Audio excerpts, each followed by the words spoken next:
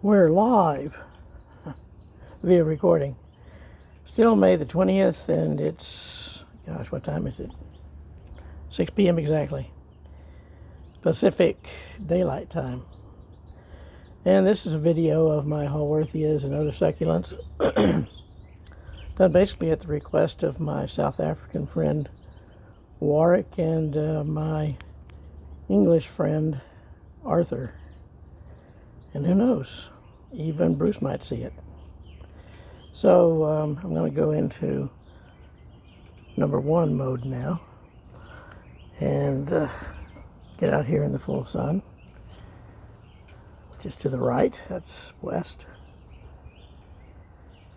And these are basically plants that I have purchased by mail order since, I guess, March 1st.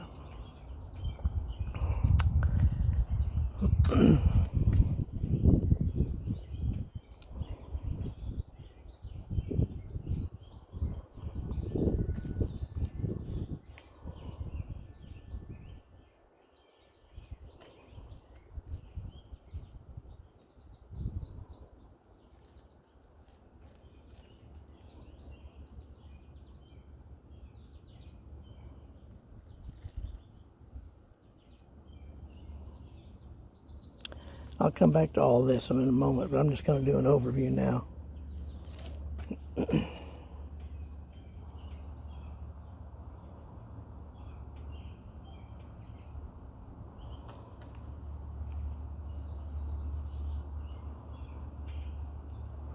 I have them arranged sort of by amount of light intensity that they get, with the ones toward the back being in the shade mostly throughout the day, and the ones nearest me being in the sun most of the day. So let's come back over here again. By the way, those are my pride and joy down there, my Tulista marginatas, 3 of them. This is the venerable Gasteria carinata from Kudini Farm between Napier and Caledon. Had it since 2004, ladies and gentlemen. There's a young Acinacea I bought this last year, and a Nitida variety, Nitida. Bad light, but I'll do these things some other time. We're really on Haworthias and cacti today. Okay, so how to do this? No real good way to do it. I don't have enough skills as a videographer. So I'll just kind of hit the high points, I guess. That this cactus right here that's blooming right now, and that flower has literally been blooming for the last 3 days, probably 4 days actually. That's Echinocerius viridiflorus, variety viridiflorus, from the high elevations of the Intermountain West of the United States. Next to it is a Hamadocactus, Hamadocanthus, Hamadocactus setaspinus, I should say. 2 Escobaria viviparas in front of it. Both of them supposedly rosea, but I really think that's radiosa there, and that one might be rosea, or it could be desertii for that matter. Okay, here's another one of my favorite Echinoceri. I did my master's thesis on an Echinoceras species complex, so I'm pretty partial to that genus. This is Echinoceras corellii, or if you prefer, it's another viridiflorus, variety corellii, from Big Bend National Park, Brewster County, Texas. Next to it is a Haworthia coarctata, variety adelaidensis. Behind it, Haworthia attenuata radiosa. Not radiosa. What is it? Oh, can't remember now. Radula. There we go. Good thing I have notes. And this is my replacement Coarctata chalwinii for the one that bit the dust last winter. And then we're back again to the Hamatocactus setaspinus. Back here are sort of my desultory collection of Cooperis, Haworthia Cooperis, Gracillus, and Cymbiformis. In no particular order, and just kind of having fun with them. That one in the center there, the Cooperi, that's a variegated form that I just fell in love with the first time I saw it, and I don't like variegated plants, so that should tell you something. Here is the Haworthia reticulata variety Hurlingii from my friend Jose Manuel Alvarez Guerrero. That was the only Haworthia that I had going into this buying spree that I went on. Back here is my first, but surely not the last, Haworthia magnifica variety Splendens, no data. Haworthia magnifica variety Atrofusca, that's a Gerhard Marx number 1392, or is it 392? 392. Next it is a Moraesii White Sloaniana. I'm really kind of getting into Moraesii. Speaking of which, here's one here. Now it has a locality there, one of those long sort of Dutch Afrikaner kind of names, I think. So, Nuit Gedak. Gedak.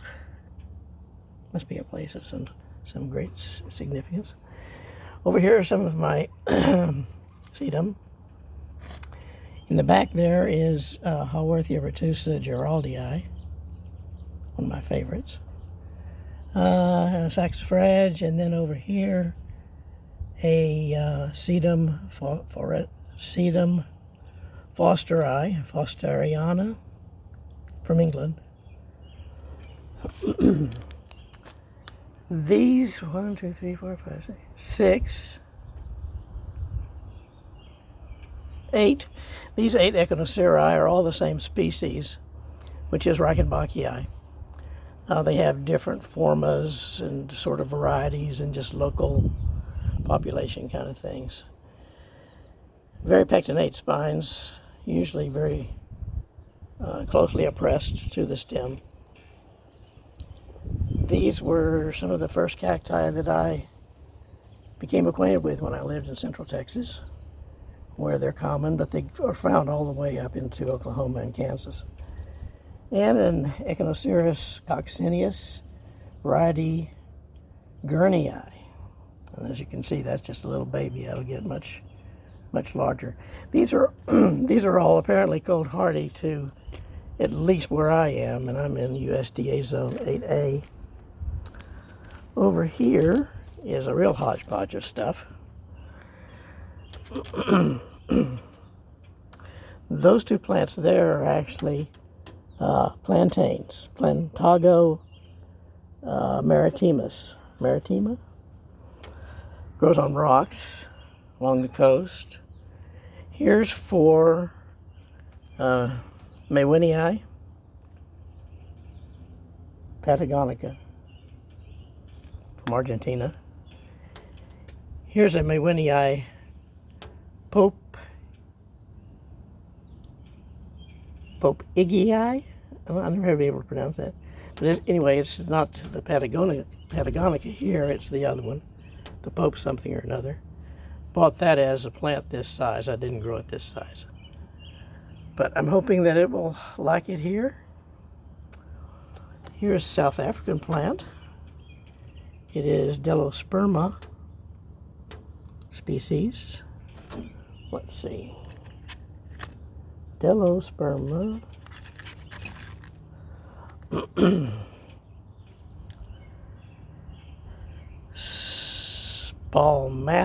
Spalmathoides. The smallest Delosperma that exists. It will not go into the ground. I'll definitely keep it in a pot. Back to Haworthias again. This is sort of my weird kind of thing with Haworthia reticulata here and Batesiana, or if you prefer, Marumiana Batesiana. Right there. In between is a form of Haworthia turgida, and its variety suberecta, and I think that's very underappreciated. It has a silvery aspect to its leaf epidermis. In the back, more sedums. Here's an Haworthiopsis reinwardtii, forma zebrina, which I have high hopes for. I put it in one of my best Japanese pots. Gasteria bicolor lilliputana. Always have to have one of those. More sedums. This one is oregonum from just around here. Another one of those Maywinias. More sedums. A miniature native strawberry. And at the back here, a specimen plant that was sold to me by Mesa Garden in Belen, New Mexico, of Haworthia cooperi, and they're saying it is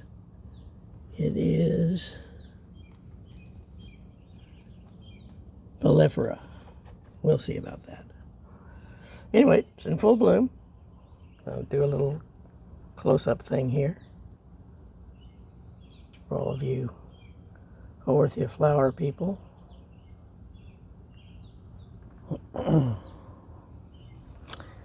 And I'm probably running along too, because it takes me forever to load anything up. So that's just kind of the succulents right there, the non-hardy succulents, pretty much, except for those cacti I just mentioned. I shouldn't leave out this one here. That's Gasteria glomerata. No data, but it is the chunky, short-leaved form, so beloved of Ernst van Jaarsveld, rather than the long-leaved form, which is not loved by me, and I don't think Ernst likes it either. And again, next to it is still a very, very young Gasteria acinacifolia, one of my specialty species that I studied when I was in South Africa, along the coast. Just find some sand dunes and the Indian Ocean, and you're in business. Okay, so that's it for that. But I will do that again when I have a little bit more time. We're already at 13 minutes. So, until next time, my friends, especially Arthur Dixon and Warwick Beyer, as always, vaya con Dios.